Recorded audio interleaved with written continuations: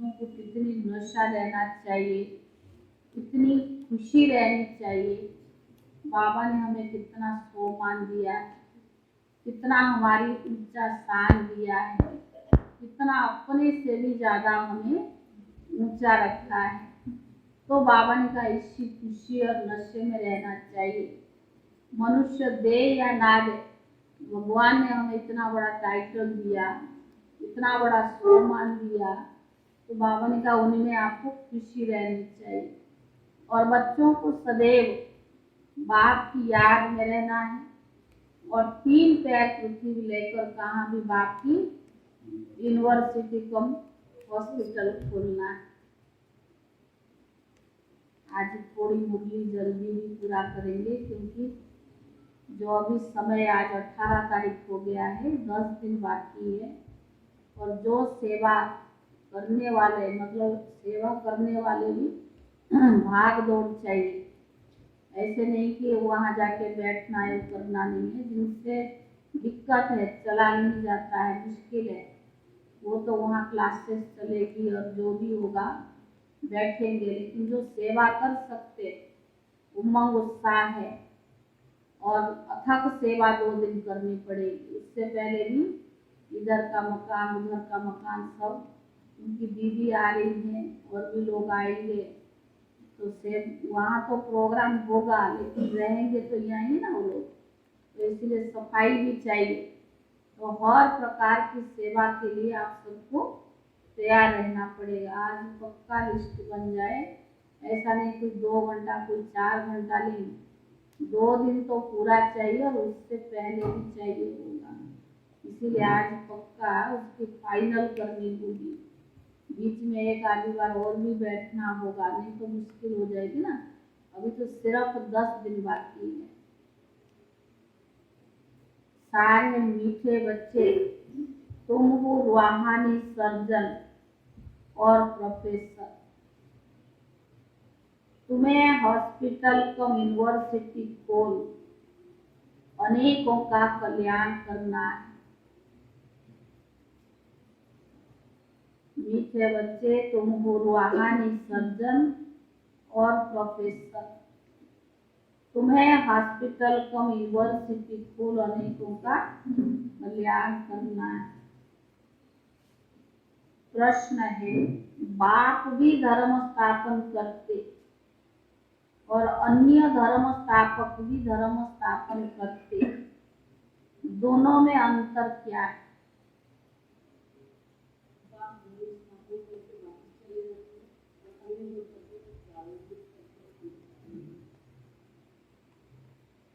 उत्तर है, बाप सिर्फ धर्म स्थापन करके वापस चले जाते, लेकिन अन्य धर्म स्थापक अपनी प्रारब्ध बना कर जाते।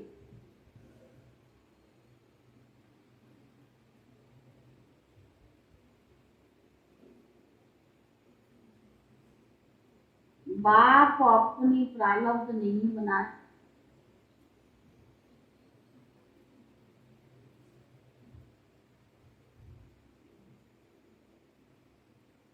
अगर बाप भी अपनी प्रारब्ध बनाए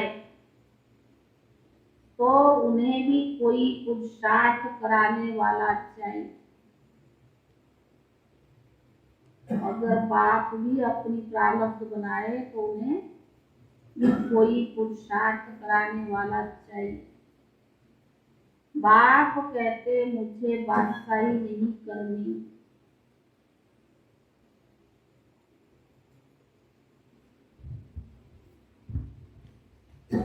बाप कहते मुझे बादशाही नहीं करनी, मैं तो बच्चों की फर्स्ट क्लास प्रारब्ध बनाता हूँ,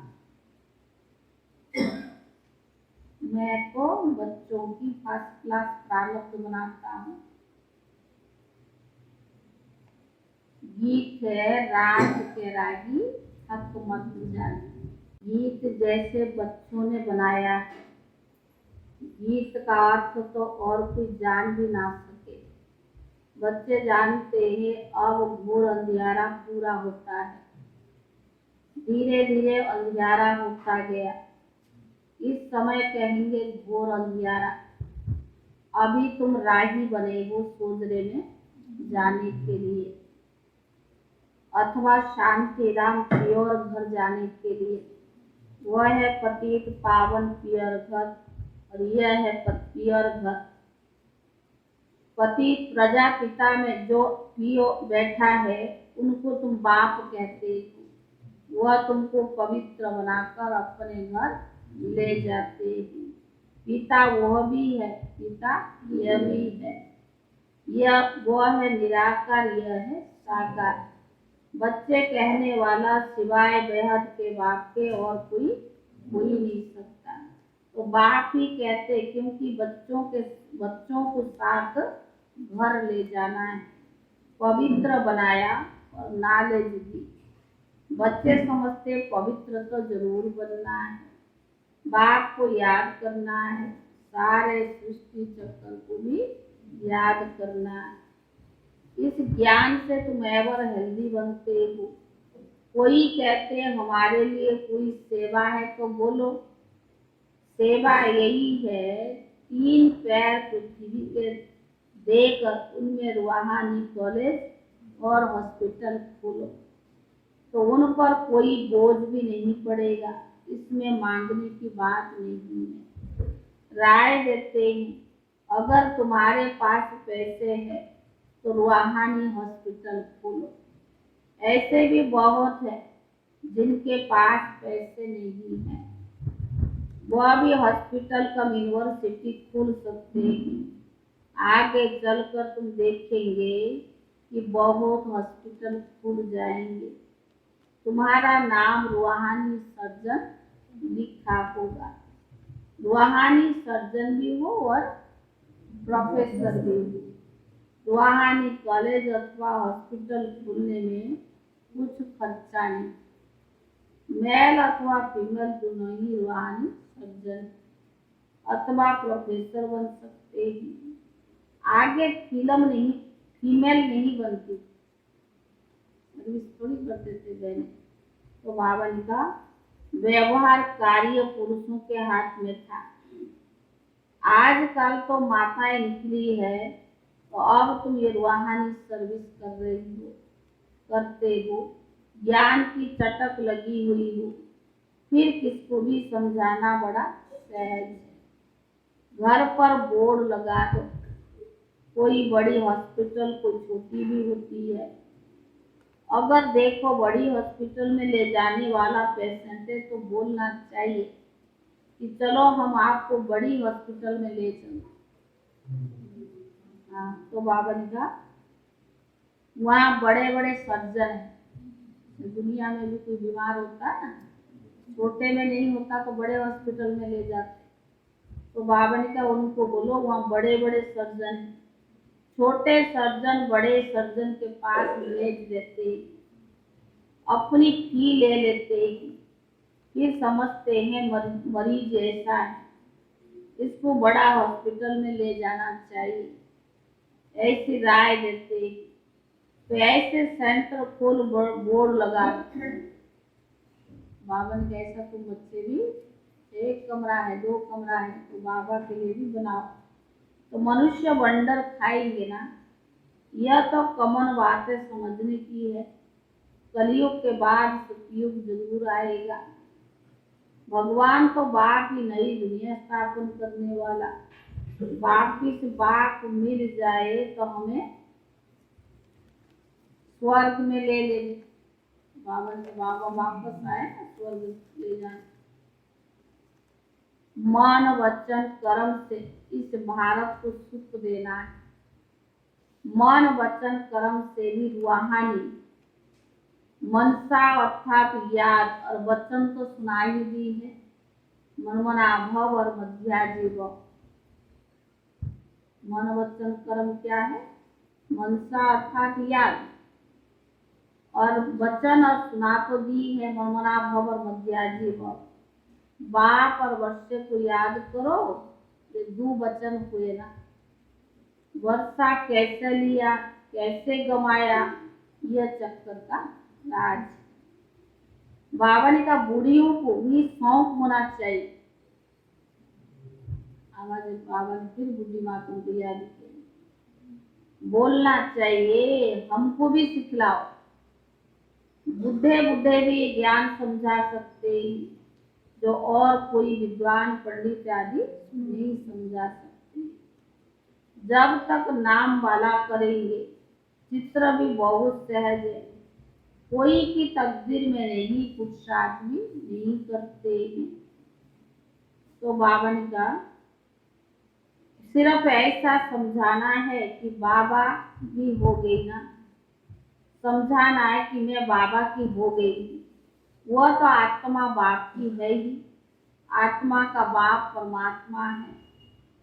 यह सेकंड का बात है, परंतु उनमें वर्षा कैसे मिलता, वो कब आता, ये समझना है। आएंगे भी संगम युग पर, समझाते संगम युग पर। तुमने इतने जन्म लिए, त्रेता में इतने जन्म, 84 जन्म का चक्कर पूरा किया, अब फिर से स्वर्ग स्थापन हो रही है। सतयुग में और कोई धर्म नहीं होता। कितनी सहज बात है, दूसरों को समझाने में बहुत खुशी रही। तंदुरुस्त हो जाएंगे, क्योंकि किसको ये बैठ समझाएं तो कमाल करके दिखाएं।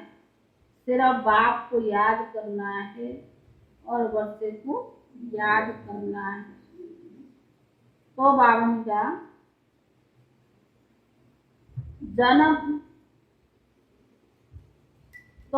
कहा जन्म लिया है, मुख से मम्मा बाबा कहने लगते हैं।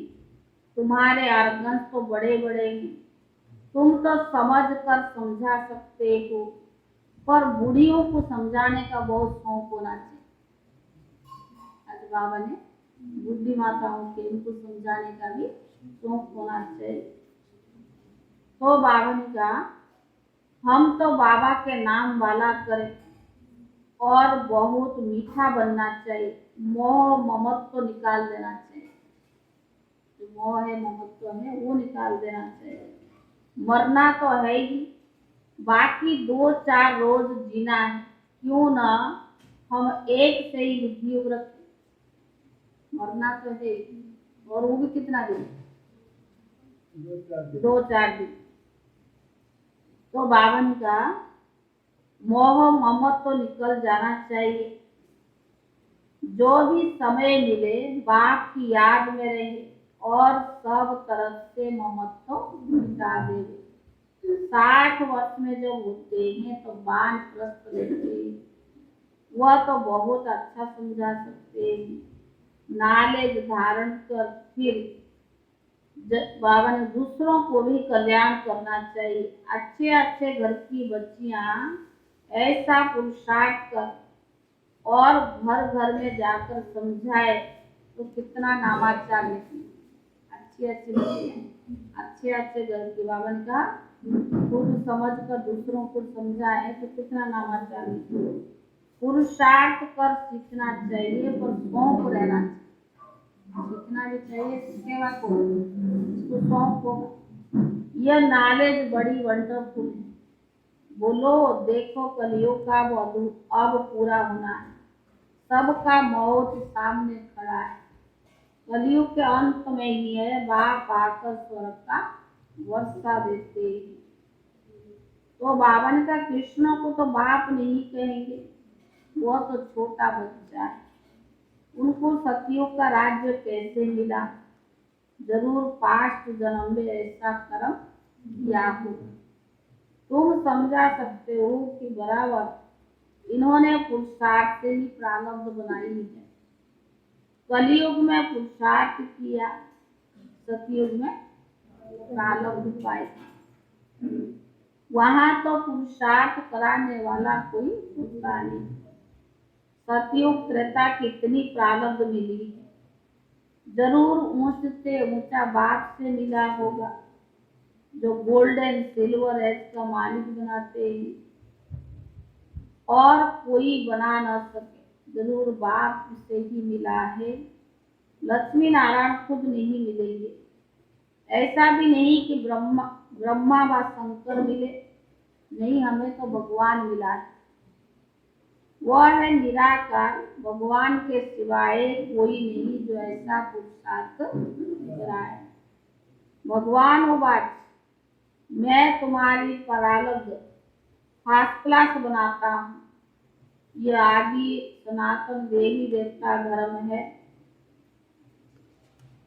तो बावन का स्थापना तो यहीं करनी है ना, कराने वाला तो एक ही बाबा है। जो धर्म स्थापन करते एक दो के पिछाड़ी आते रहते हैं। धर्म स्थापन करने वाले प्रारब्ध भी बना जाते हैं। तो बाप को तो अपनी प्रारब्ध नहीं बनानी है। अगर प्रारब्ध बनाई तो उनको पुरुषार्थ कराने वाला चाहिए। बाबा तो हमारी पुरुषार्थ करा रहे।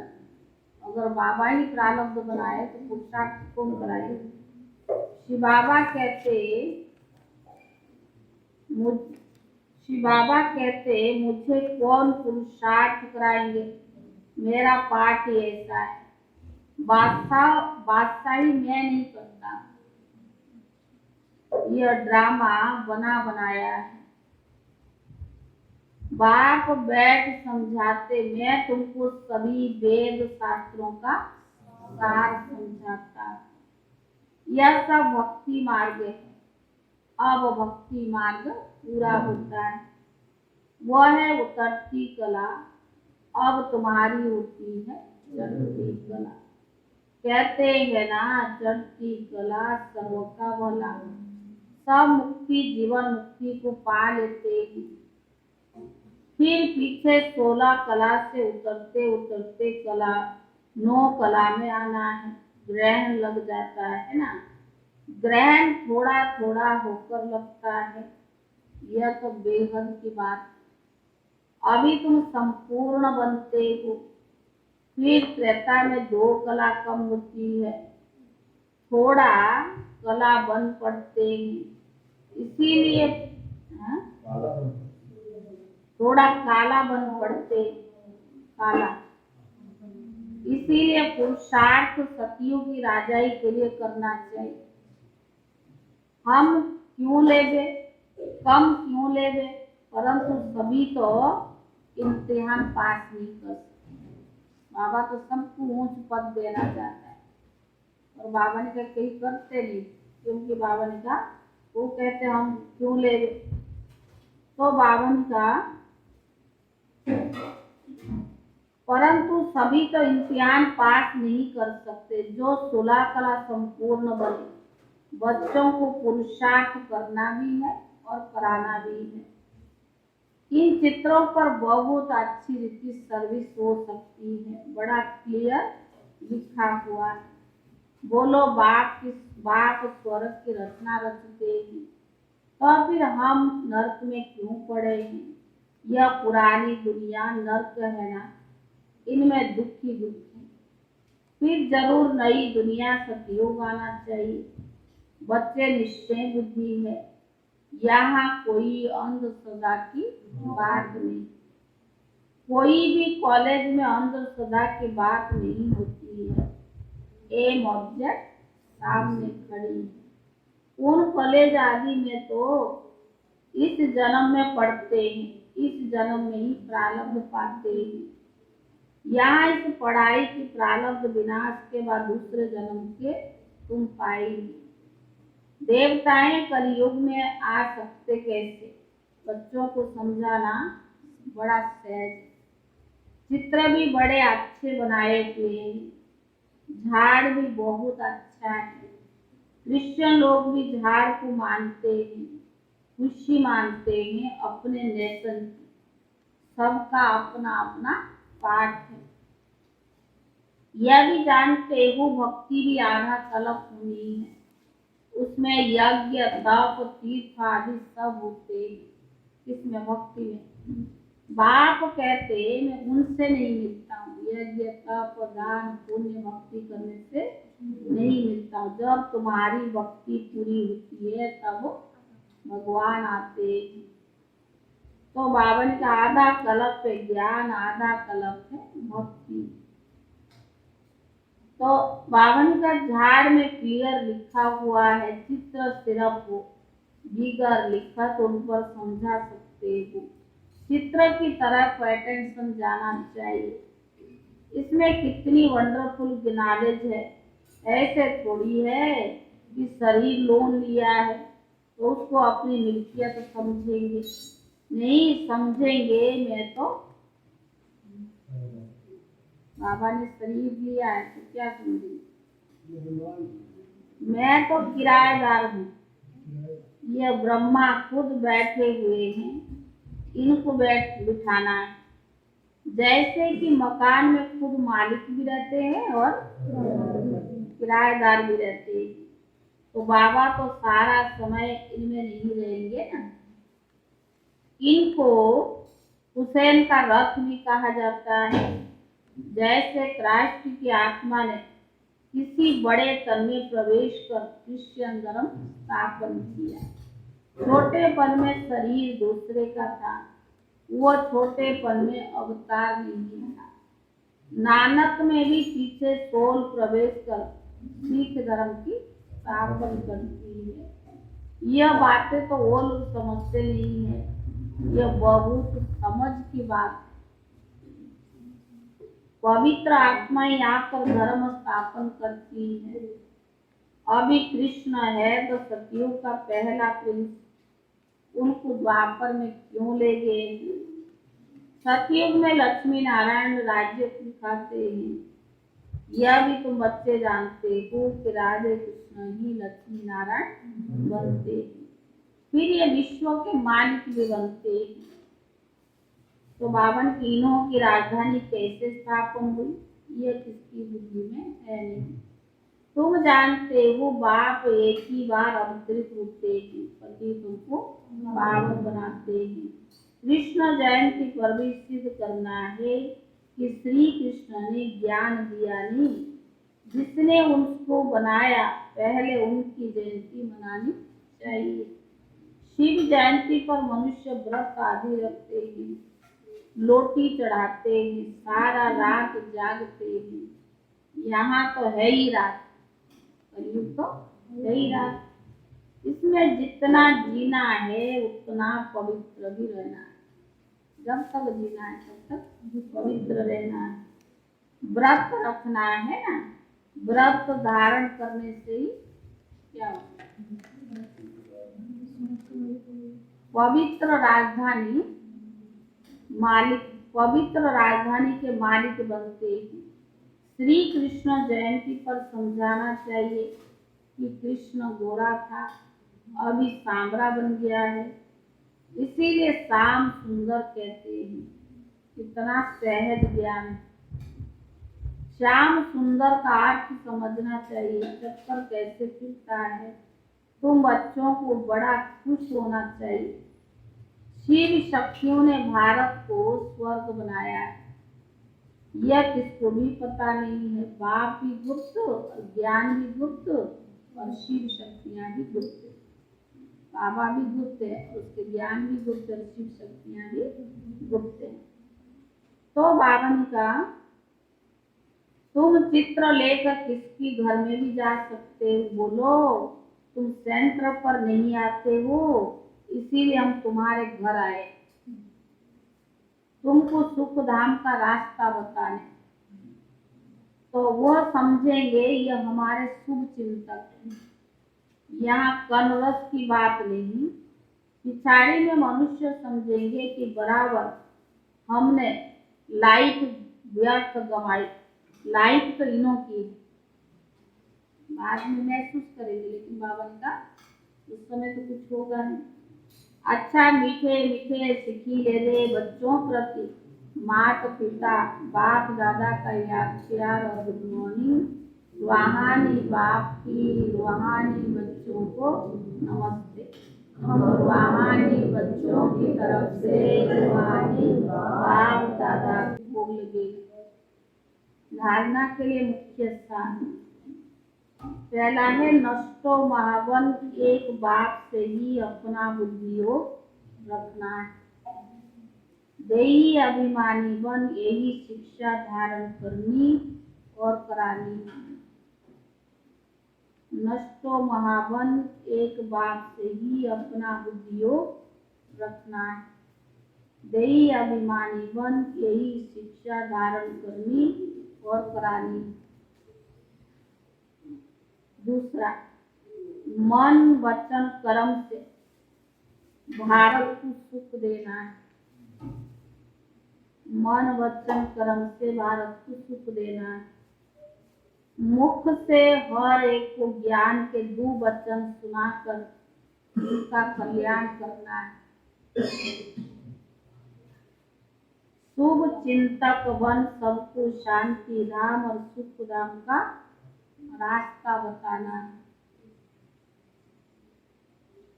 शुभ चिंतक बन सबको शांति धाम और सुख धाम का रास्ता बताना है। वरदान,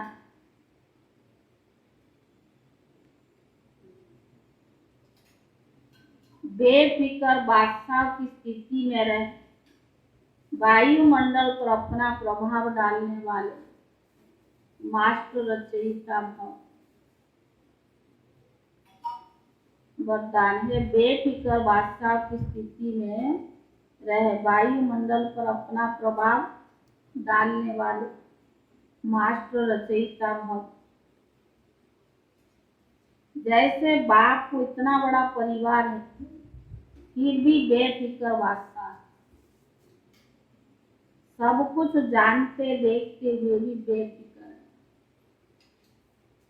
जैसे बाप को इतना बड़ा परिवार है फिर भी बेफिक्र बादशाह है, सब कुछ जानते हुए देखते हुए भी बेफिक्र है। ऐसे फल उत्पादन करो, वायुमंडल पर अपना प्रभाव डालो। वायुमंडल का प्रभाव आपके ऊपर नहीं पड़े, क्योंकि वायुमंडल रचना है और आप मास्टर रचयिता। रचता का रचना के ऊपर प्रभाव। कोई भी बात आए तो याद करो कि मैं विजयी आत्मा, इससे सदा बेफिक्र रहेंगे, घबराएंगे नहीं। स्लोगन, प्रसन्नता की छाया द्वारा शीतलता का अनुभव करो तो निर्मल और निर्माण रहेंगे। प्रसन्नता की छाया द्वारा शीतलता का अनुभव करो तो निर्मल और निर्माण रहेंगे। ओम शांति। और भाई आप आगे उस जो सेवादारी है ना उनका नाम लिखते हैं। मधु है, आप इधर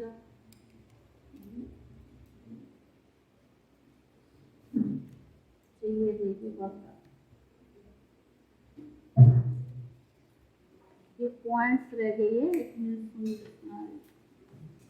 आज इस ब्राह्मण जीवन में पवित्रता की ऐसी पर्सनालिटी धारण करो जो आपकी एनर्जी, समय, संकल्प सब सफल होता रहे, कुछ भी व्यर्थ न जाए। छोटी छोटी बातों में अपनी मन बुद्धि को बिजी नहीं रखना। अपवित्रता की बातों को सुनते हुए भी नहीं सुनना, देखते हुए भी नहीं देखना। जैसे जिन चीजों से आपका कनेक्शन नहीं उन्हें देखते हुए भी नहीं देखते हो। रास्ते पर तो हो कहीं कुछ दिखाई देता है परंतु आपकी मतलब की बात नहीं है तो देखते हुए भी नहीं देखते। साइड से समझ कर पार कर लेते हो। ऐसे जो बातें सुनते हो देखते हो अगर वो आपकी काम की नहीं तो सुनते हुए भी नहीं सुनो, देखते हुए भी नहीं देखो। आओ आगे।